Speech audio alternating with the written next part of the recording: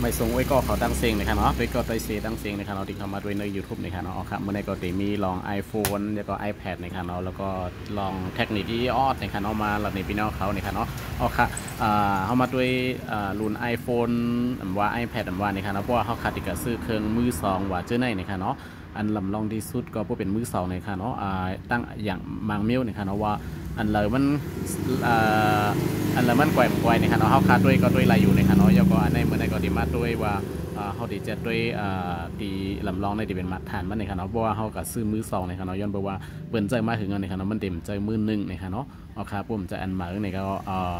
มาตรฐานนะครับเนาะแบตเตอรี่มันแห้งตียุบย่อมนะครับเนาะเพราะฉะนั้นในเขาค้าปกติก็ซื้อเครื่องนะครับเนาะว่าเปิ่นมาขายปันเขาเกาหลีนั้นเขาดีก็หาซื้อจอมร้านมือสองเกาหลีนะครับเนาะเขาค้าด้วยการตั้งค่านะครับเนาะเขากว่าที่ในนะครับแล้วก็กว่าด้วยดีแบตเตอรี่นะครับเนาะโอเคมันติมีว่าสุขภาพแบตเตอรี่นี่ค่ะเนาะการชาร์จนี่ค่ะเนาะว่ามันสร้างหมักฐานมันแบตมันไหลปอกเย้านี่ค่ะเนาะไหลรอบนี่ค่ะเนาะแล้วก็แห้งมันยุบย่อมกับกาฮือนี่ค่ะเนาะเขาคำมาด้วยดีในนี่ค่ะเนาะเหมือนซึ่งเครื่องในนี่ค่ะเนาะเป็น iPhone นี่ค่ะเนาะมันเด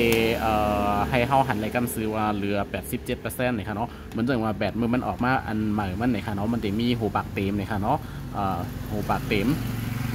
ยก็การเจองานเหมือนว่าเขาค้าเจอกว่าหมอกปี2 ปีเนี่ยค่ะเนาะแห้งการเก็บหมักฐานมันก็ดียุบย่อมกว่านี่ค่ะเนาะเหลือ 87% อันนี้เลยว่าแบตมันทดถอยนี่ครับแบตมันเลื่อมเตะจ้าสีดียุบย่อมกว่าร้อยๆจนถึงที่มันดีถึงหมอก 50% เจอไหนนะครับเนาะเพราะ 50% เนี่ยเขาดีเจออะไรคือเขาค่ะเนาะเหมือนว่ากูบอกในเขาดีสว่างไฟมันหูปากเต็มเนี่ยค่ะเนาะมันได้อยู่เลย3 ชั่วโมงเนี่ยค่ะเนาะโป้งเหลือ50เนี่ยเพราะว่าอันนี้ค่ะเนาะคุณภาพมันลดลงกว่า 50% เย่าในเหลือ50กว่าเนี่ยมันก็เข้าชาติสว่างไฟมันหูปากเต็มก็เย่าเนี่ยค่ะเนาะเขาตีเจอเลยครึ่งหนึ่งกว่าเนี่ยค่ะเนาะลูกตีเขาเมื่ออันมาเขาเจอเลย3 ชั่วโมงเนี่ยค่ะมันได้เหลือแค่เหลือหมอก1 ชั่วโมงครึ่งนะคะเนาะมันก็ดีอะไรก็นานกล้วยนะคะเนาะแล้วก็ผ่านมันตีมดเขาก็หลุดอะไรสว่างใหม่นะคะเนาะโปรใกล้ๆสว่างเจนั้นก็เขาคาหลุดอะไรกว่าลายฐานใหม่กล้วยเนี่ยค่ะเนาะค่ะอันนี้ลำลองโดยเลยเจ็ดด้วยนะคะเนาะค่ะพวกเป็นiPad ทำที่ขนาดนี้ iPad เนี่ยมันเด่นมีดีตัวจริงๆเลยนะคะเนาะค่ะเอาเดี๋ยวมานี้พวกเป็น iPad เนี่ยเขาคามาดีกันตั้งค่าเนี่ยค่ะเนาะยกกว่าด้วยดีมาทานแบตเตอรี่ที่ในเนี่ยค่ะเนาะมันจะมีเปอร์เซ็นต์แบตเตียนเขาคาอะไรด้วยเลยว่าสร้างไฟหลายเปอร์เซ็นต์กันนานกว่าเนี่ยค่ะเนาะมาเดี๋ยวอันนี้ก็มี 84% เนี่ยค่ะเนาะกุยการมันเดียมลาดนี้ว่ามันเดี่ยมรัดนี้ว่าหมักฐานมันแห้งฐานมันในยุบย่อมกว่ากาเฮือมันเสื่อมมันย่างกว่ากาเฮือเนี่ยค่ะเนาะค่ะเพราะฉะนั้นiPad ในต่างเขาขาดด้วยมันดีให้ซึ่งหือเนี่ยค่ะเนาะค่ะอันนี้ก็ง่ายๆเนี่ยค่ะเนาะเขาขาดที่เลยมีคอมเนี่ยค่ะเนาะเดี๋ยวมีแอป 3U2 เนี่ยค่ะเนาะอันนี้ค่ะเนาะเดี๋ยวมีแอปจือแอปมันว่าจะเป็น 3U2 เนี่ยค่ะเนาะค่ะ 3U2 อันนี้เนี่ยค่ะเนาะเขาขาดก็เปิดแอปมาเนี่ยค่ะเนาะง่ายๆนะครับเปิดแอปขึ้นมามันดีถามว่าเขาขาดดีสว่างแอปในเข้าก่อนในฟงเข้าบ้านเนี่ยเอาเนี่ยค่ะเนาะเขาดีเด็กโนเนี่ยค่ะเนาะโอเคเปิดกัมก็ดีขึ้นมาน้ำมันดีขึ้นมาเนี่ยค่ะเนาะ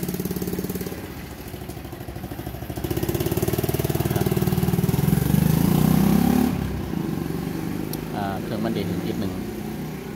โปรตีแดงเนี่ยเปิดมันก็ดีขึ้นกับเหนียวเนี่ยจริง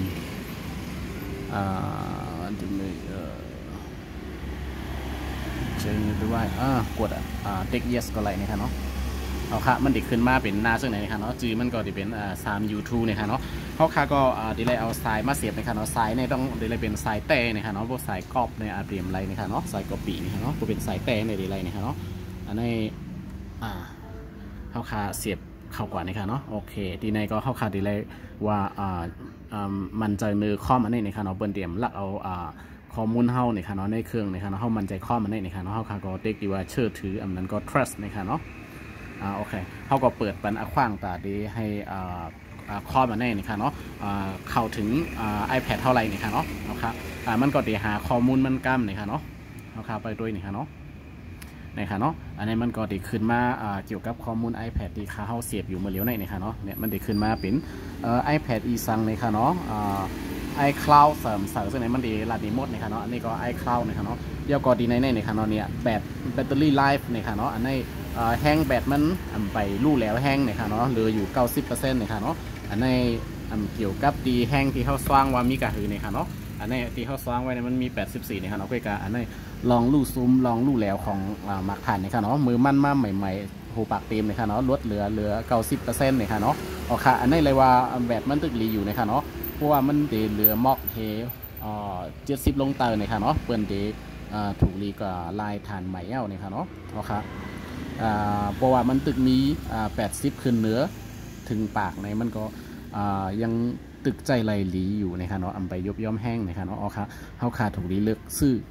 เครื่องที่มันมีพวกเป็นมือสองนะคะเนาะเครื่องที่แบตมันไปลู่แล้วแห้งนะคะเนาะเขาขาดดีเลยมาใจถึงนะคะเนาะเพราะเขาขาดเลือกดีนะเขาขาดซื้อมาเอามาหันว่าแบตมันหลีแบตมันลู่ซุ้มลู่แล้วน้ำเย้าในเฮาคาเจ้ามันเดียมขามหึงสิเฮาคาก็ดีเลยเงินเก่งต้องกว่าลายฐานเหมือนมันนี่ค่ะเนาะเอาค่ะอันนี้ก็เป็นลายด้วย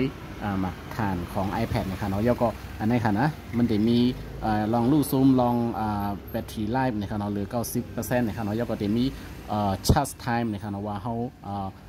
สว่างไฟกว่าหลายรอบเย้านะคะเนาะอันนี้เป็นรอบของที่เป็นสว่างจ่องเป็นเจ้านำนะคะเนาะบางอันนี้เพราะว่ามันตึกมีเหมอก10 ปลายถึงปากในเลยว่าเป็นใจมาไปป้อหึงนะคะเนาะเครื่องมันตึกใหม่อยู่นะคะเนาะเพราะว่าอันในมันถึง4-5 ปาก1 หิงรอบกว่าวันไหนได้ก็เลยว่าเครื่องในเขาจะเรียนเกมว่าสังว่าจะในเรียนใจมาหึงนะคะเนาะมันดีเลยว่าจะการมานักนะคะเนาะนำนะคะมันดีอาจจะแล้วง่ายนะคะเนาะอ๋อครับอันนี้ก็เป็นลายเจ็ดด้วยเครื่องนะคะเนาะเจ็ดด้วยลายกูลองนะคะเนาะอ๋อครับพวดถอดตอนนี้ก็เครื่องก็ดีหายกว่านะคะเนาะในมาเขาขาจำด้วย iPhone นี่ค่ะเนาะ iPhone ก็ขึ้นนะคะเนาะเอาค่ะในข่าวก็เสียบ iPhone เข้ากว่านี่ค่ะเนาะก็เหมือนกันกล้วยนี่ค่ะเนาะนะว่าเขาขาเสียบเข้ากว่าเย้าไหนค่ะเนาะเหมือนเรื่อง iPhone เครื่องในนี่ค่ะเนาะนะครับหมักฐานมันในอะไรว่ารอบชัดมันนี่ค่ะเนาะ